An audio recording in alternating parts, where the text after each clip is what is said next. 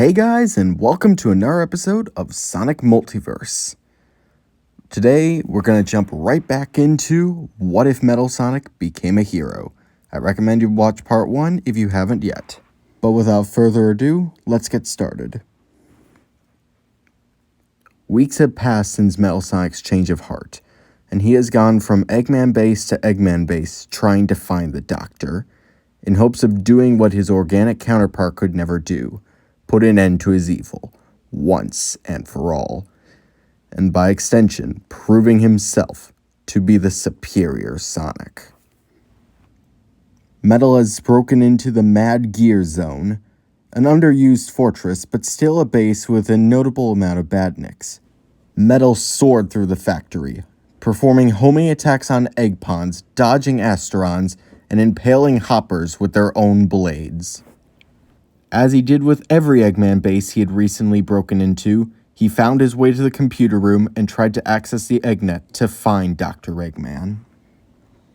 But like every other base he had broken into, there was no evidence of where Dr. Eggman was hiding. Metal cursed these events. Metal had searched every Eggman base he could think of, every one he could find on the Eggnet, every one he came across, and yet nothing. There was no evidence of where the Doctor was hiding. It was as if he wasn't even on this planet anymore. That's when it hit Metal. He was on Sonic's world, but the Doctor isn't only active on Sonic's world. He occasionally returns to his home planet, Earth. With this passing thought, Metal searched the Eggnet for any major ships headed to Earth.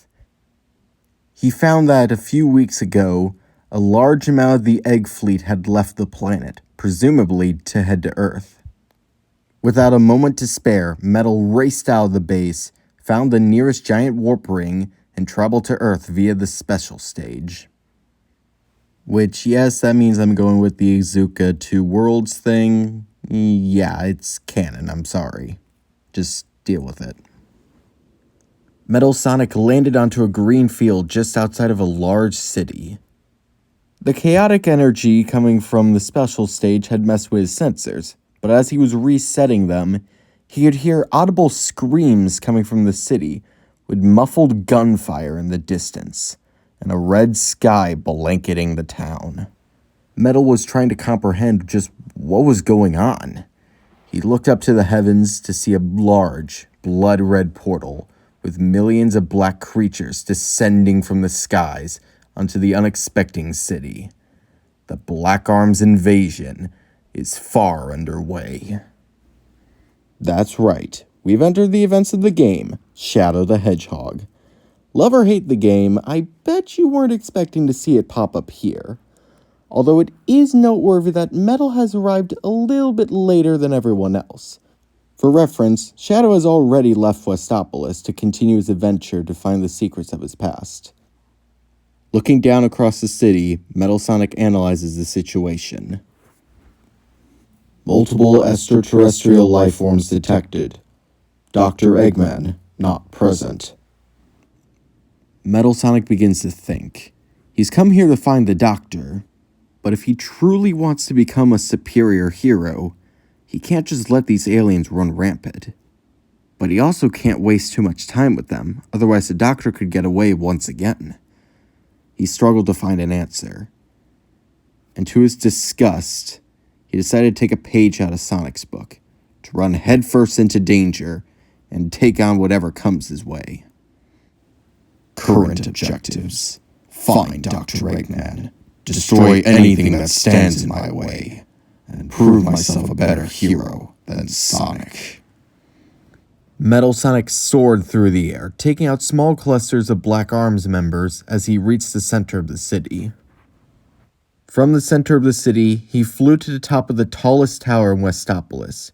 From there, he could increase his radio frequency to find Dr. Eggman. Metal Sonic followed the radar, which led him to Glyphic Canyon. After raising the old structures into the air, he came across Cryptic Castle, one of the Doctor's many hidden bases, this one being a series of castles hidden in the clouds just above Glyphic Canyon and Pumpkin Hill. Metal Sonic raced through the horrific royal ruins, taking down a series of egg ponds and other Eggman robots on his way. That's when Metal Sonic heard the yelling of a very familiar pink hedgehog. It was Amy Rose. She was searching for Cream the Rabbit and Cheese the Chow. They had gone missing in the castle. Metal Sonic's initial response was to completely ignore the incident. But then he remembered how Cream rescued him. But what does it matter to him? He isn't Sonic the Hedgehog. These aren't his friends. His only mission is to prove that he is superior to Sonic and stop Dr. Eggman and crush anything that stands in his way. But yet, he felt compelled to help. Despite all logic, Metal Sonic landed next to Amy. Amy leaped back in surprise, whipping out her Pico Pico hammer, ready to fight Metal Sonic. Ms. Rose, I understand your friend has gone missing. Allow me to assist. Yeah, like that's gonna happen, Amy responded. You're probably just here to make sure Eggman captures us. I no longer serve the Doctor. I am here for my own reasons. I wish to assist. Amy still wasn't convinced. This coming from the robot who just tried to kill us a few weeks ago? Metal Sonic looked down in shame. Look, Metal, I don't want to fight right now. I just want to find my friend. So, if you excuse me... But before Amy could finish her sentence, a black-armed soldier suddenly jumped out in front of her. The alien raised its blade, preparing to strike down the pink hedgehog. But just before it could, Metal Sonic suddenly charged into it with his maximum overdrive, leaving the alien a green, bloody mess. Amy was somewhat horrified, but relieved that Metal Sonic saved her. Maybe you have changed. Quickly, the two heroes set off to find Cream and Cheese. With a little bit of help from Metal Sonic's radar, he was quickly able to find them.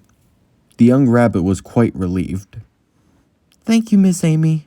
Thank you, Mr. Metal. I'm glad to see that you're turning over a new leaf.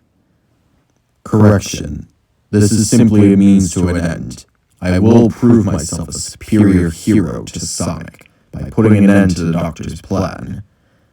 This was simply repayment. Cream simply smiled. Regardless of the reason Metal Sonic gave, she was just happy that they were all safe. Almost as a response to this passing thought, a large metal machine dropped onto the ground. It was Dr. Eggman in the Egg Breaker. Ah, what do we have here?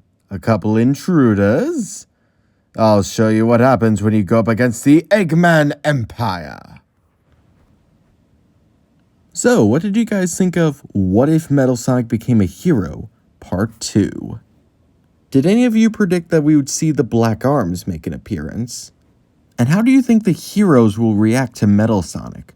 Do you think they'll believe that he's truly changed his ways? Amy seemed pretty hostile towards him at first. How do you think the others will react? And what about Dr. Eggman? He doesn't really have much sympathy for traitors to his empire. Leave your answers in the comments below. I'm CommonFan13, and remember to have a good day.